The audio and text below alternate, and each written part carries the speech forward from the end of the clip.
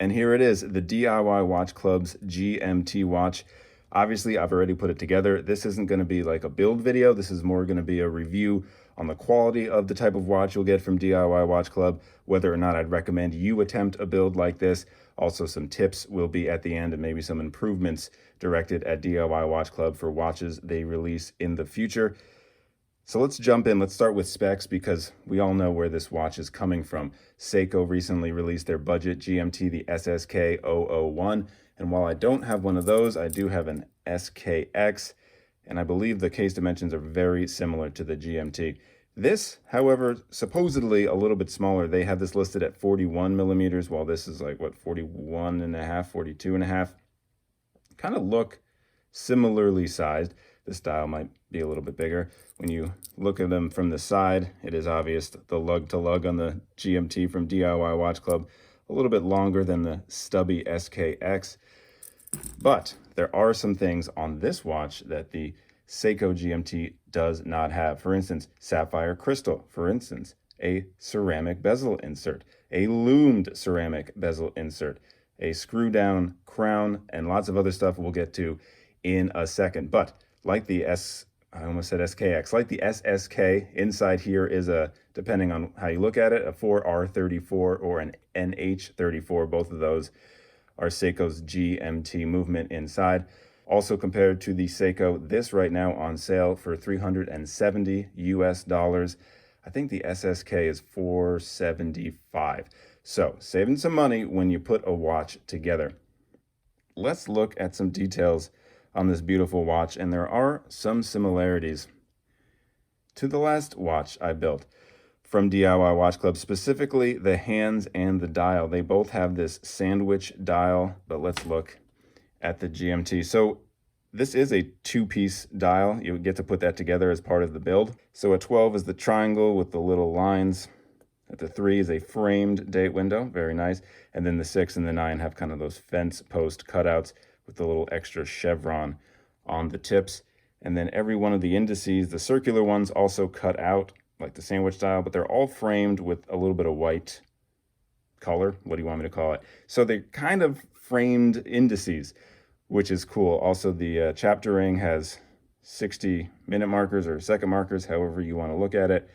Under the 12 is a D and the DWC, what is that?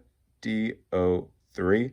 That's the model number, and then above the 6, GMT in red, then water resistant and automatic, white and printed on. The hands, like the one we built before, is an arrow hour hand and a fence post minute hand.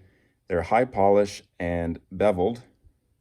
You can actually see some of the scratches that I put on those hands when I was hastily putting it together. More on that later when I give you some tips.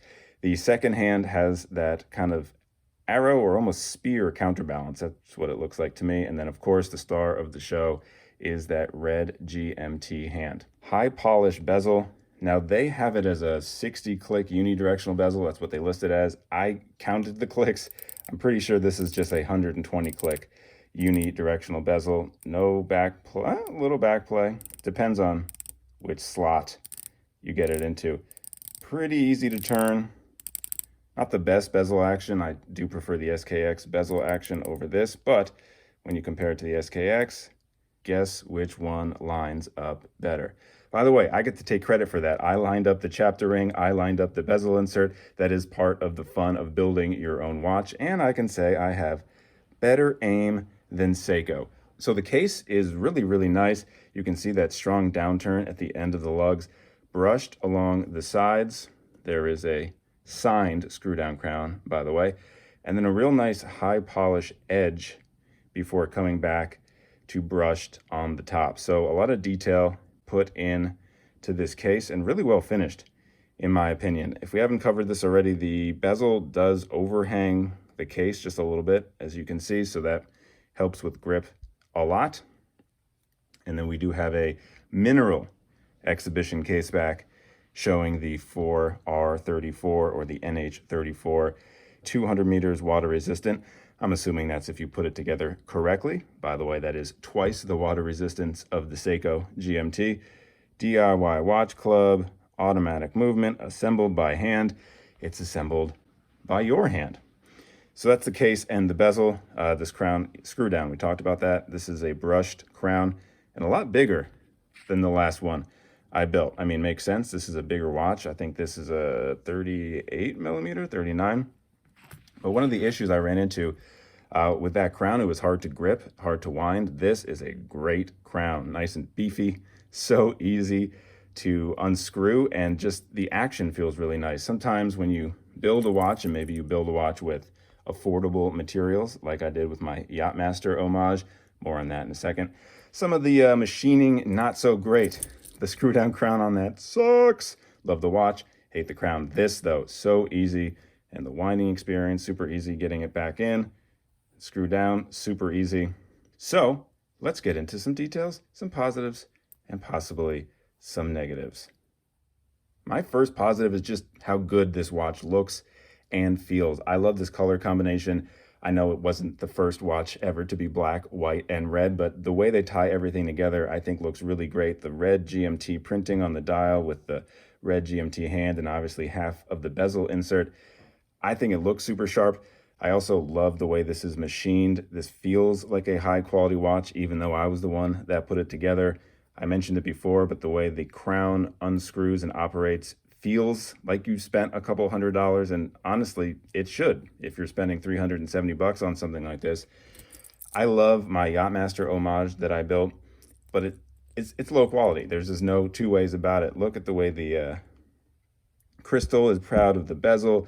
This screw down crown is a nightmare to work with. I love it when it's on my wrist, but I can feel that I spent about $120 on it. This feels like a high quality watch. The instructions too were super clear, which is helpful. If you're gonna build a watch, they have step-by-step videos for everything, so they don't leave you in the dark. They also give you some options. I have this single dome crystal, sapphire, again, see some cool distortion. But they also have like a top hat dome they offer, and I wish I saw that earlier because, whew, you know I love a dome. So you have that kind of cool option and have it look more like retro with a top hat dome, and also kind of going backwards, but the quality of the strap is really great too. This is an FKM rubber strap that has a nice signed engraved D for DIY Watch Club. Really comfortable and a really nice addition to this watch. Some difficulties. Do I recommend this to somebody else? I mean, quickly, the headline, yes. Do it. Everyone who loves watches should put together at least one watch in their lifetime, and the DIY Watch Club makes things really easy. That being said, you have to have patience. This isn't going to come as a surprise, but the hands, especially the second hand, can make you have like 7 gray hairs in 7 seconds. I must have spent 2 hours on the hands because I had to take them off at one point and put them back on. And as I mentioned before, if I move this watch around, you can see some scratches on the hands. That's me just manhandling them with metal tweezers, probably not advised. And also, if we look carefully, there's a nice signature of mine right next to the date. Let's move this hand so we can show everyone my artwork. I was struggling with the second hand and I didn't listen to them and I wasn't patient, and now you can see a nice V right to the left of the date window. That's me being impatient. So this isn't a perfect watch, but all the imperfections are my fault. That leads me to my suggestion to the DIY Watch Club. They did a great job sending extra hands in case you bent a second hand, so there's 2 of each hand. I would also recommend sending us 2 dials. It's a sandwich dial, so you only have to send us the top part, but 2 dials would be really helpful. I also scratched this dial when I built my Yachtmaster homage, and I needed to order another one. So this is the second time I've scratched a dial. I cannot be the only one. Hey, throw us an extra dial if you would. Also, last little point of information or whatever, see what kind of tools you have. This box, this giant box, is what they sent me the first time. It has all kinds of tools in there. It's really, really helpful, but then I'll pull in some footage now. Since I have the tools, they also can just send you smaller boxes with just, the necessities that you need for the watch itself, but not the extra tools. So it does depend on how many tools you have. There are different options for you to order. So just pay attention to those ordering options. Speaking of ordering, Have to thank the DIY Watch Club because I did not have to order this watch. They sent this watch to me for free and I don't have to send it back. That being said, there is a link down below. If you do want to order one of these watches, using that link really helps the channel. And use code welcome aboard at checkout for 10% off everything at the DIY Watch Club. All right, let's do a Lume shot, but let me actually show you the Lume when I first discovered it. I'm just gonna play this for you. This will be the end of the video, so thank you again for watching. As always, a subscription really does help the channel.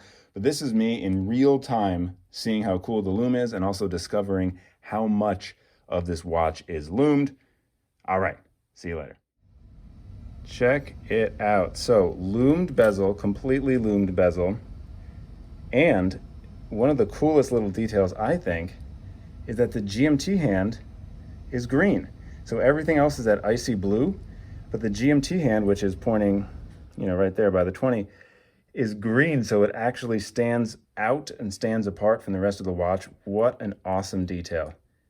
Wow. If I wasn't sold on this watch before, I am now. And this would be a fun way to end. I've never ended it on a Lume shot. So thanks again for watching. A subscription and a like of this video is really helpful. So thanks in advance. And I'll see you next time. Thanks again, as always.